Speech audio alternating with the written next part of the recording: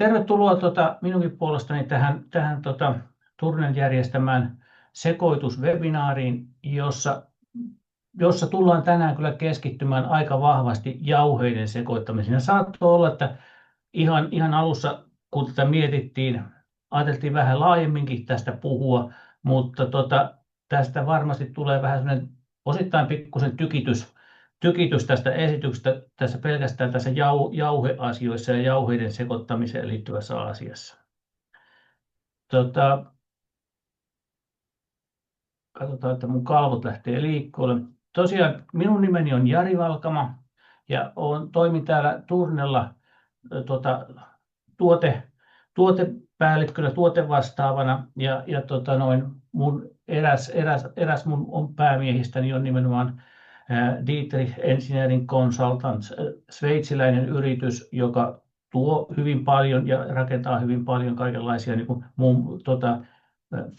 farmateollisuuden, kemianteollisuuden ja hienokemianteollisuuden koneita ja laitteita. Ja yksi näistä laitteista on nimenomaan tämmöinen jauheiden sekoittamiseen liittyvä laite. Oma tausta on että mä olen kemian prosessitekniikan DI muutaman 10 vuoden takaa, valmistunut joskus vuonna 1992 ja sitten sen jälkeen tehnyt säännöllisesti töitä monessa eri muodossa prosessiteollisuuden palveluksessa, mutta LinkedInistä löytyy niitä tietoja vähän lisää. Lähdetään heti liikkeelle tähän, mitä liittyy jauheen sekoittamiseen ja vähän niin kuin niihin rajoitteisiinkin. Eli silloin kun me puhutaan jauheiden sekoittamiseen, sekoituksen tavoitteenahan on saavuttaa mahdollisimman tasainen jakauma läpi koko sen seoksen. Ja jokaisella seoksesta, sitten kun sitä otetaan niitä näytteitä, tulisi olla sama koostumus kuin sillä koko seoksella. Ja sitten sehän tarkoittaa käytännössä sitä että me puhutaan vähän tilastollisesta mittaamisesta näissä asioissa. Ja yleensä voi vielä löytyä tämmöinen viite tähän sekoittamiseen, että jossa sanottiin myöskin, että tämmöinen täydellinen seos ei niin kuin todellisuudessa ole edes mahdollinen. Viitteistä sen verran, että mulla paljolti tämä esitys niin kuin viittautuu yleensä DECin toimittamaan materiaaliin ja sitten täällä alareunassa, jos joku haluaa tarkemmin näitä katsoa, niin näitä löytyy sitten näitä viitteitä myöskin näistä tiedoista, mistä mä olen kerännyt näitä.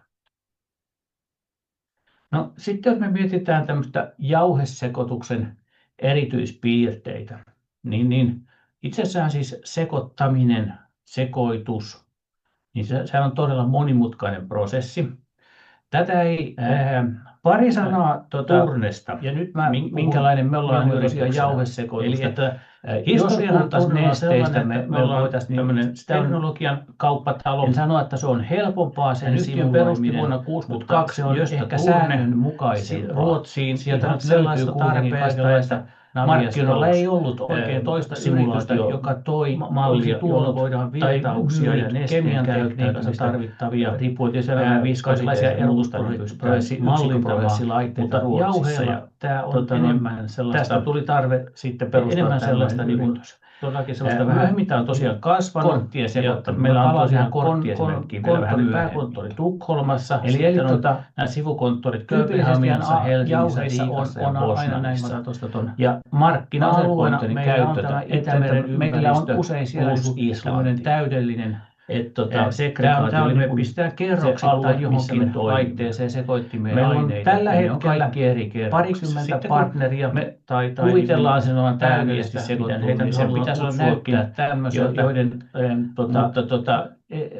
valmistamia laitteita hyvin saavutettu prosesseja me toimitetaan. Tämäkin on vielä, saattaa olla vielä hyväksyttävä. Ne on Euroopasta. Riippuen tietysti aina mitä tehdään, mutta tätä pyritään välttämään eurooppalaispohjaisia sekoitettujen aineiden, niillä ei ole meidän stabiliteetti on vähän heikko. Kuvaa, että meidän toiminta saattaa tapahtua kuljetuksen aikana me myymme tai jossain prosessin tässä tällä alueella tulee tärinän tähden on tämmöistä segregaatiota tai sitten tätä perkolaatiota, että meillä on tavallaan tuommoinen 190 joku miljoonaa, muu jos meitä on 3 ruotsikuva, ainetta, niin jonka se nyt aiheuttaa tällä tämmöistä itse pyöristän aina tai 19 sitten jos miljoonaan tosiaan on niin euroon. raekoko erilaista, Henkilökuntaa meillä on tällä niin hetkellä tiedätte hyvin itsekin, 20, että meitä on ollut pistätte ollut karkeatasoraa vaihtelevia määriä 20 ja 30 välissä, hienoa ja kyllä meillä soraa tällä päälle, hetkellä on niin, rekryjä päällä, että muutaman viikon haetaan päästä lisää viimeistään, niin myöskin siellä on meidän kuitenkin se karkea sora organisaation pinnassa ihmisiä. ja taas sattuu jalkapohjiin. Näistä sekoittumisen mekaniikoista sen verran, että näitä on 3 erilaista tapaa, mitä löytyy niin kirjallisuudesta, kun tätä määritellään. On tämmöinen diffusiivinen sekoittuminen, eli hiukkaset ne niin vierii ikään kuin kaltevaa pintaa vasten, toisiinsa vasten ja sekoittuu siinä. Sitten meillä on tämmöinen share mixing, jossa tämmöinen voisi puhua leikkaussekoittumista, jossa niin kuin joku sekoitin elin vaikka siirtää massoja vyöhykeittäin niin kuin toisiansa vasten, ja siinä tapahtuu niin kuin myöskin sitä sekoittumista. Ja sitten on tämä tämmöinen konvektiivinen sekoitus, jossa niin kuin periaatteessa käännellään sitä suurempia jauhemassoja niin kuin jossain myllyssä tai rummussa toisiaan vasten, ja halutaan sitten sitä sekoitusta tapahtuvan siinä. Ja aina kun mietitään tosiaan tätä sekoitustekniikoita, niin kyllä meidän täytyy ensin miettiä, että minkälaiset ne meidän sekoitettavien aineiden fyysiset ominaisuudet ovat. Ja sitäkin kautta, että joskus me ei haluta vaan, että se ei saa esimerkiksi enää jauhautua yhtään lisää. Sitä täytyisi käsitellä, se täytyy saada sekaisin, mutta se ei saisi enää jauhautua yhtään lisää. Ja sitten taas päinvastoin voi olla tavoitteita, että se saisikin jauhautua.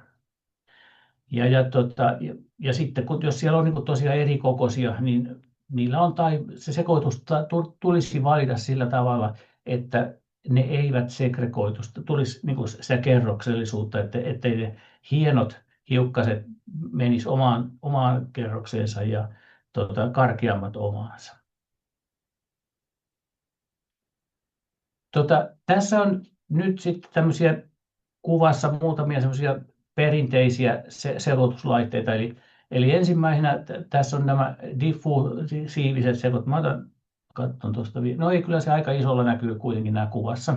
On olemassa nämä diffusiiviset sekoittimet, jossa periaatteessa tämmöinen rumpu tai säiliö pyörii akselin ympäri, ja siellä sitten käännellään sitä massaa, ja sitä on sitten, yleensä nämä toimii hyvin hitaasti, mutta sillä sitä sekoitusta pyritään. Sitten tämmöinen V-sekoitin, tämä on niin kuin yksi tyyppi, tai se rumpusekoitin muunnelma. Eli tässä on 2 kappaletta V-muodossa tämä säiliö. Täällä saattaa sisällä olla, joo, näkyy se hyvin silti. Sisällä olla esimerkiksi joku ruuvi, joka nostaa sitä tavaraa niin kuin ylöspäin.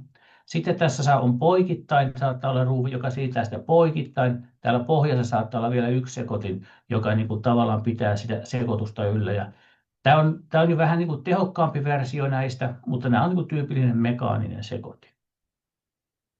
Sitten näistä tämmöistä konvektiivisista sekoittimista, niin kuin esimerkkinä on tämä tämmöinen suppilo.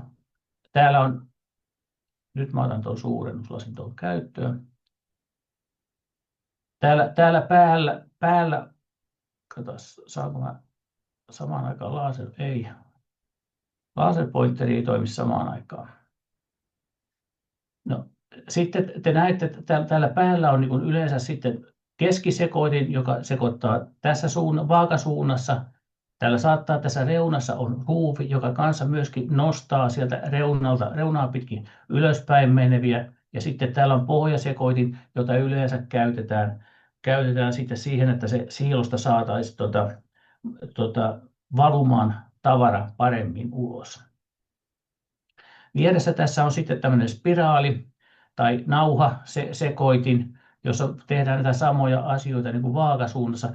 Yleensä nämä spiraalin siivet on tehty sillä lailla, että ne siirtää niin kuin koko ajan niin kuin vastakkaisiin suuntiin tavaraa, että ne puskee vähän toisiansa vasten. Eli tulee tavallaan tämä korttipelissä käytetty, kun näette näitä taitavia jakajia, joka jakaa ensin pakan kahteen ja sitten ne pistää lomittain pakan uudestaan jakoon. Niin tässä spiraalisekoittimessa pyritään myöskin matkimaan tätä efektiä. Sitten tässä on vähän vastaavia tai sitten niin kuin nopeampaan rytmiin ja kovemmalla kierrosluvulla pyöriviä sekoittimia, jossa on sitten lavat on jo pienemmät, mutta näissä hyväksytään sitten se, että voi vähän jauhautua sitten sitä tavaraa. Sitten tässä on sitten kaikista ihan selkeät tämmöiset, voi sanoa, että tämmöinen share mixer. Näissä pyörii jo kohtuullista vauhtia nuo lavat ja siellä tapahtuu sitä jonkin verran sitä enemmän sitä aineen rikkomista, vaikka sielläkin toisaalta pyritään siihen, että sitä tavaraa siirretään niin kuin kerroksittain toisiansa vasten. Eli kuitenkin sitä kierrosnopeutta säädetään aina sen sekoitettavan materiaalin mukaan. Tässä minulla on tällainen kuva tämmöistä, voi sanoa, että löytyy tällainen sekoittimien valintaan liittymä. Nopeasti kahlaan tästä valitsen tuosta tuommoisen ja väriksi vaikka tuommoinen, joka näkyy. Eli kuinka tätä kuvaa voi lukea esimerkiksi. Jos teillä on tosiaan esimerkiksi sellainen sekoitus, että teillä on jotain, olkoon se sitten laktoosi tai mikä hyvänsä jauhe, teillä on sitä 100 kiloa ja sitten tarvitsisi siellä tätä pienempää ainetta, vähemmän mitä on, niin sitä on sitten siellä se 0,5%, eli tässä tapauksessa olisi 0,5 kiloa. Niin täältä lähdette, niin kuin, jo tämä sekoitussuhde tekee sen, että se ehdottaa, että olisiko tämä mahdollisesti kaksivaiheinen silloin, kun ollaan näin pienissä. No sitten lähdetään lukemaan tätä näin. Ja seuraava kysymys tulee, että onko tämä mahdollisesti tämä aine semmoista, että tämä menee niin kuin omiin jakeisiinsa, kerroksiinsa. No, kun tämä aineiden konsentraatiosuhde on näin iso, niin mä vastaan siihen, että tässä tapauksessa no, että ei ne varsinaisesti hakeudu niin kuin omiin kerroksiinsa. No sitten kysymys seuraava, että ollaanko me semmoisessa materiaalissa, joka niin kuin vapaasti virtaa. No sitten seuraava kysymys tämän jälkeen sitten, että no ilmastuuko tämä, vai vaikuttaako tämä, jos sitä pöllyttää muuta, niin sen jälkeen, jos se ei vaikuta, niin tämä ehdottaa sitten tämmöistä nauhasekoitinta jossain rumpusäiliössä, joka pyörivää ruuvia näin päin pois. Jos mä olisin täällä vastannut, että no, niin että se kysyy seuraavaksi, onko tämä ilmastuminen, onko siellä niin kuin, onko hajoaminen hyväksyttävää, ja sitten riippuen siitä, että jos hajoaminen on hyväksyttävää, niin sitten voidaan mennä high speed sekoittimella ja sitten jos se ei ole hyväksyttävää, niin meillä on vähän hellevaraisemmin, otetaan tuonne pyörivä ruuvi tai nauha, joka pyörii hitaammin. Eli tämä on nyt niin kuin idea tavallaan tämmöisessä. Tämä on hyvä muistitaulu myöskin kaikille sitten, kun saatte. Mä ilmoitan nyt tässä vaiheessa, tosiaan mä jaan tämän esityksenkin myöskin kaikille osallistujille, niin tästä saatte hyvää materiaalia miettiä sitten omia sekoitusten toteuttamista. Varsinainen pääaihe on kuitenkin tämä PTS Batch Mixer, eli panossekoitus. Tämä ei ole edes mikään uusi keksintö. En edes tiedä, kuinka vanha idea tämä on, mutta enemmän kuin 10 vuotta, veikkaisin jopa 20 vuotta sitten on jo kehittänyt tämän ja patentoinut tämmöisen oman idean, kuinka tätä sekoitusta voidaan tehokkaasti toteuttaa. Se, mikä tästä on tehnyt lääketeollisuudessa erittäin suostunut, että tällä päästään erittäin korkeisiin näihin OEP-luokkiin, eli tosiaan saadaan se suojattua sekä se aine, että sinne ei pääse sekoituksessa seassa mikään, ja sitten yhtä hyvin se saadaan myöskin että sieltä ei tule ulospäin, että pysyvät käyttäjätkin turvassa. Tässä on sisään rakennettu tähän prosessiin nämä kaikki pesuhommat, eli voidaan steriloida aina sekoitusten välillä helposti, ja myöskin sitten erilaiset muut siis laitepesut. Mutta joka kerta ennen kuin lähdetään varsinaisesti miettimään yhtään mitään sekoitusta, niin totta kai meidän pitää miettiä aina näitä komponenttien kautta, että kuinka tehdään täyttöä ja annostelua. Meidän täytyy miettiä ne erilaiset jauheiden tyypit, mahdollisesti komponenttien lukumäärä. Meillä on varmaan kriteerit myöskin annostelutarkkuuteen, koska näitä usein käytetään juuri semmoisessa tyypeissä, että meillä on siellä 0,1% sitä ainetta, joka sekoitetaan sitten siihen pääaineen joukkoon. Eli on niin kuin 100 grammaa 100 kilossa jotain jauhetta. Siitä kuinka myöskin sitä käyttötiheydestä, että meidän pesut sujuisi tässä laitteessa hyvin, ja sitten luonnollisesti tämä vaadittu suojaustaso. Sekoituksen kannalta pitää myöskin miettiä sitä eräntilavuutta, minkä kokoinen sekoitin valitaan. Jälleen kerran sekoituksen kannalta myöskin se jauheiden tyyppi, minkälaiset virtausominaisuudet niissä on, minkälaista hiukkaskokojakaumaa meillä on, ja sitten se sekoitusresepti ja eräajat. Ja tämän lisäksi vielä tietysti tyhjennystä ja puhdistusta. Ja onko meillä mahdollisesti kovin monimutkainen se puhdistusmenettely. Ja puhdistuksen jälkeen on aina tietysti kuivauksestakin, sekin täytyy miettiä hyvin, ja koko ajan täytyy suojaustasot miettiä. Lisäksi sekoituksessa tulee aina, millä me kontrolloidaan, että meidän sekoitus on niin kuin hyvälaatuinen. Tässä on kuva tämmöistä järjestelystä, missä meillä on tämä panossekoitus. Minulla on parempi video tästä, mä käyn tämän vähän nopeammin tuossa läpi tässä vaiheessa. Eli meillä on tynnyri, josta me otetaan, tässä tapauksessa voidaan ottaa se aine, jota meillä on siellä se 1%, ja sitten täältä varsinaisesti siilosta otetaan se, mitä siellä on se 99% ainetta, ja ne pumpataan vakuumilla tähän varsinaiseen batch-mikseriin sisälle. Tämä on tosi tehokas sekoitus. Tässä nyt toimii todella hyvin tämä mun korttipeliesimerkkini, että me voidaan tosiaan olla tämmöinen suhdekin, kun 1:10 000 onnistuu, että jos vaan aine on sellaista, että sitä on niin kuin, sekoitettavissa, niin me päästään tuollaisille sekoitustasoille. Tässä on korkeat suojaustasot.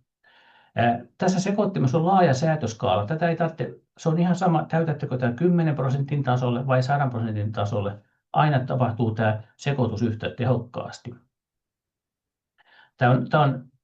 Pystytään käyttämään erilaisia suojaavia kaasuja, ja voidaan estää, että happea ei joukossa. Tässä ei ole mitään liikkuvia ja pyöriviä osia. Tämä on hygieeninen, steriili. Ja sitten näitä säiliöitä ja sekoituskapasiteettia, niin panos koko 5 litrasta aina 6000 litraan saakka. Tässä on vähän parempi esimerkki siitä. Mä otan tuosta nyt nopeasti tuon laserpointerin käyttöön. Eli tosiaan tässä imetään vakuumilla. Tässä systeemissä on 2 kappaletta kolmitieventtiiliä. Alkuvaiheessa tänne imetään vakuumilla tänne sisään tämmöiseen PTS:n säiliöön suunnilleen tuota putkea myöten täyteen haluttua tavaraa.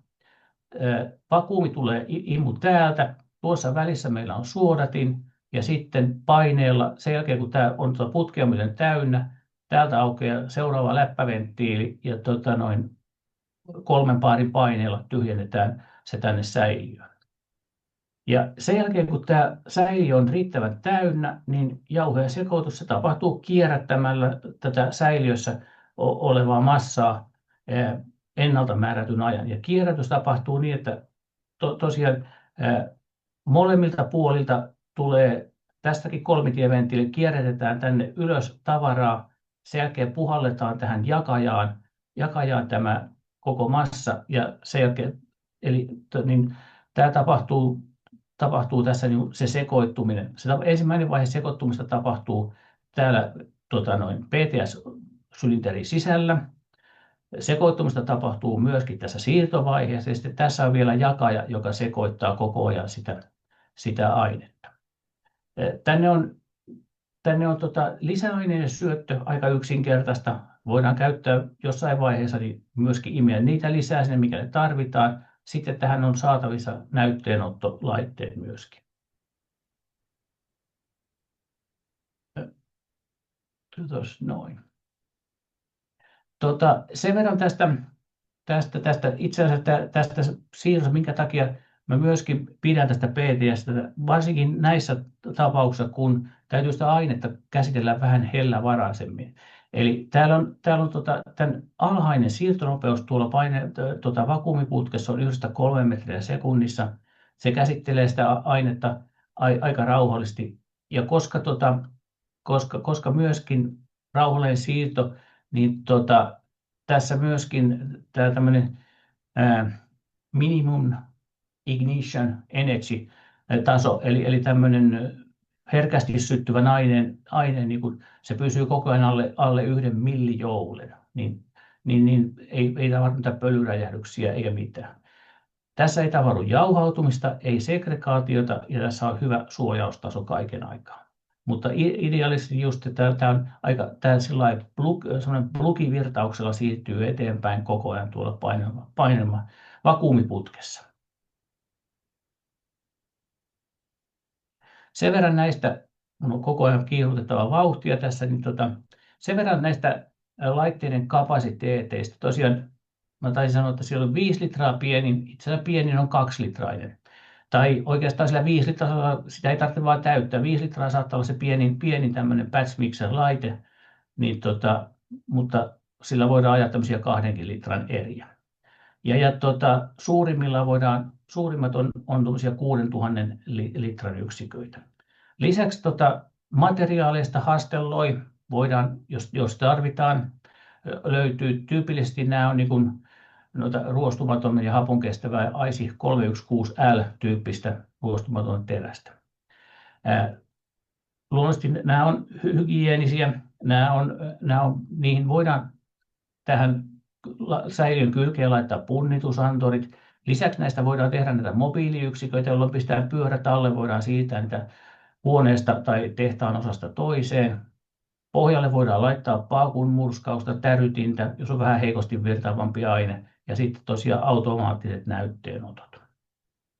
Lisäksi nämä tosiaan täyttää nämä Current Good Manufacturing Practices ja ATEX-yhteensopivuudet löytyy näille laitteille. Tässä ollaan nyt sitten vähän ytimessä siitä, mitä tämä batch mixeri tekee. Tuossa mä näytän sen video vähän myöhemmin, mutta joka tapauksessa mä varmistan, että tuo kuva on riittävän suuri siellä teilläkin päin. Eli tässä vasemmanpuoleisessa kuvassa te näette, että jos tämä batch mixeri täytetään vain 50%, niin keskimäärin jo alle 2 sekoituskierroksella ne ovat saavuttaneet hyväksytyn sekoitustuloksen, eli tavara on mennyt tasaisesti. Mutta sitten ihan niin kuin siinä korttipakassakin, jossa on 52 korttia, jos niillä tehdään se perinteinen sekoittaminen, niin kuin se lomittain sekoittaminen, pakka jaetaan 2 ja pistetään lomittainen sekoitus, niin se on 7-8 kertaa, kun saavutetaan täydellinen sekoitus. Niin sama tässäkin, että sekoitus saavutetaan, on niin kuin tämmöinen ideaalitilanteessa sekoitus saavutetaan 6-8 sekoituskerran kohdalla. No, sitten tässä on tehty testi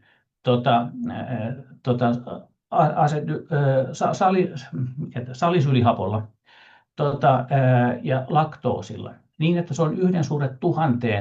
Eli siellä on niin kuin massaprosenteissa 0,1% ollut tätä salisyyliä, loppuun on ollut laktoosia.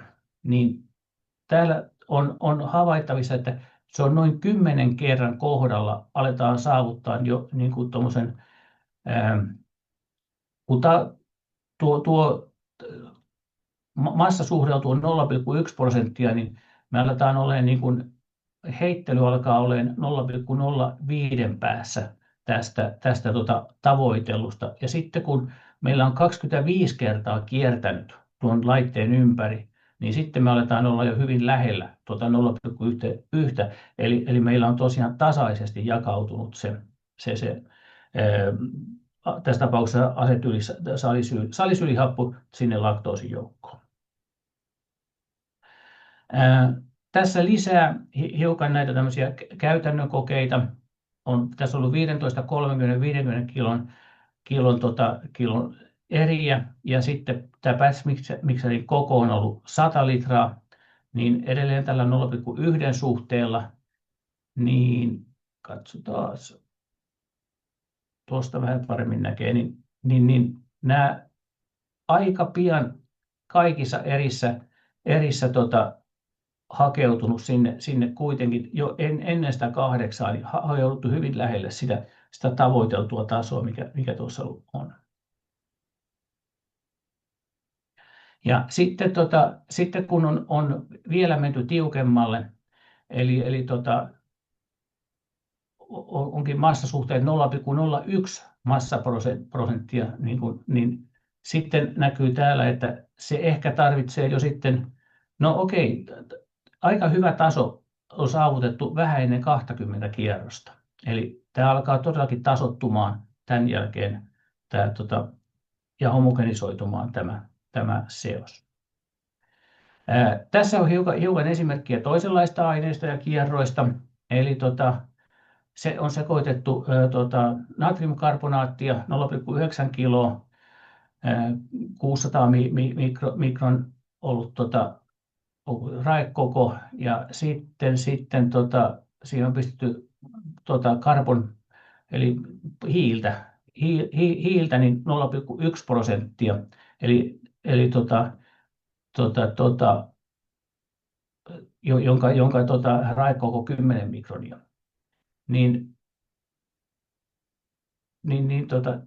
Tässä jälkeen puolikkaan kierroksen ja tässä jälkeen 4 kierroksen, mitä on tapahtunut. Eli se musta on kyllä sieltä hävinnyt aika hyvin pois.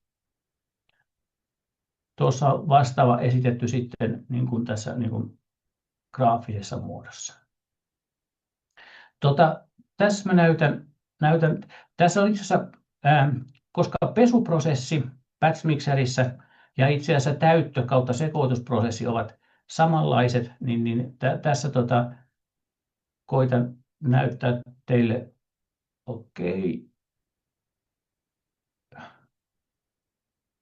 Eipäs näykään. Mun piti pistää tästä, olikohan mulla se video sitten toisessa kalvolla. Nyt sitten tapahtui tämä ilmiö, mutta joka tapauksessa tämä on. Näin, nyt lähti videokin pyörimään. Eli tässä aukeaa ensin venttiili näin, aletaan täyttämään tätä sekoitinta. Ja tässä laitteessa on nyt vaahitukset sun muut, me nähdään paalta heti kuinka paljon mitäkin tavaraa tulee. Sen jälkeen otetaan muuta tavaraa joukkoon.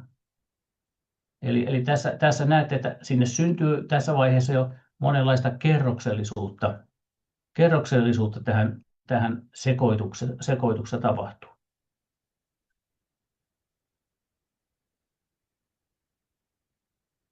Ja edelleen, eli tässä täytetään batch-mikseri aika lailla sille tasolle, mille me ollaan niin kuin tavoiteltukin sitä.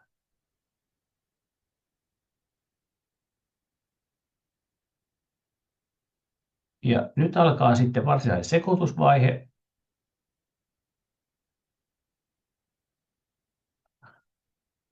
Ja se tapahtuu tosiaan, niin kuin täältä aukaistiin tämä kolmitieventtiili ja me kierrätettiin molempia kautta sitä. Ja nyt näette myöskin tavallaan tässä sekoituksessa, miten se tapahtuu jo täällä putken sisällä. Ja nyt paineella puretaan sitä sitten tuonne batch-mikseriin päin. Eli kaikessa yksinkertaisuudessa. Eli tällä samalla tekniikalla tässä laitteessa tapahtuu sekä sekoittaminen että myöskin pesut ja tyhjennys. Sitten kun meidän panos on valmis, se voidaan joko siirtää valmis seos mahdollisen varastosäiliöön tai pesuliuos, jota on käytetty, niin pesusäiliöön.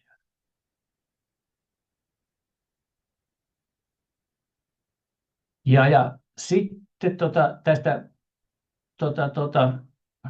kaikesta varustelusta, mitä näihin voidaan laittaa, niin tosiaan tämä kestää tosiaan kuumaa. Painekesto tällä säiliöllä tai paine luvattu on niin kuin 3 paaria, niin tämä voidaan steriloida ja eristää ja voidaan niin kuin steriiliä olosuhteita vaativia aineita käyttää myöskin. Painonmittaus tästä varustelusta sen verran vaaka.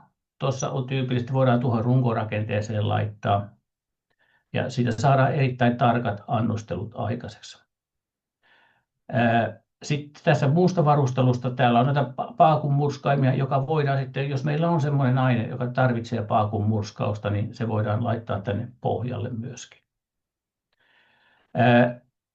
Tämä laitteisto voidaan varustaa automaattisella näytteenotolla tai sitten sinne voidaan laittaa automatiikkaa. Niin sitten on olemassa, täällä voidaan varustaa myöskin tällä svirrillä, tämmöisellä spektrofotometrialla, jossa niin kuin lyhytaaltoisella infrapuna-alueella pystytään mittaamaan niin kuin, 1000 ja 2500 nanometrin välillä, niin voidaan mitata sitä, millä lailla se valo on imeytynyt ja nähdään siitä niin kuin se sekoittumisen tulos.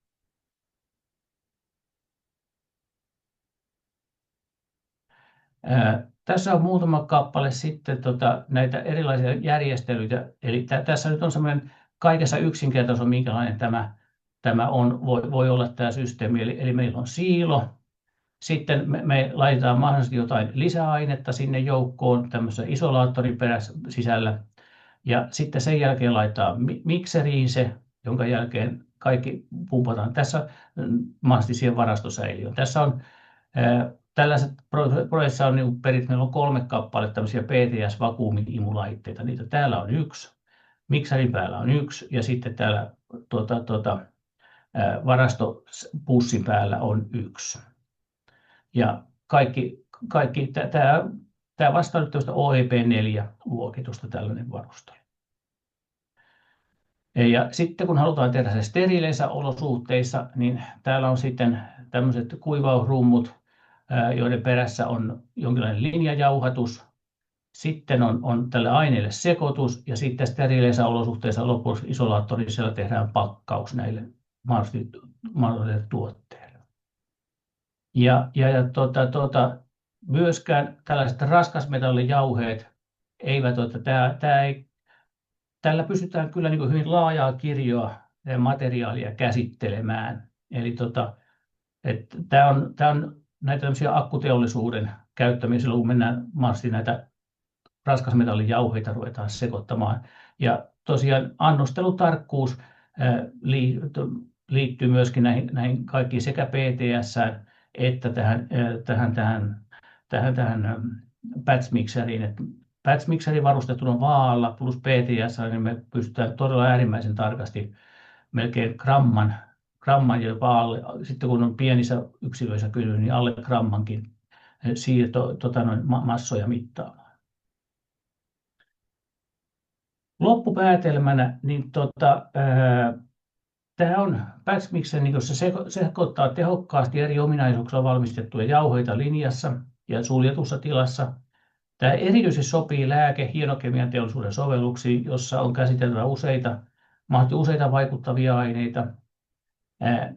Kaikki tämmöiset kontaminaatio- ja fysikaalisten ominaisuuksien muutosriskiä vältetään, kun me pystytään tekemään tätä suojatusti, pystytään jopa lämpötilaakin hallitsemaan tarvittaessa.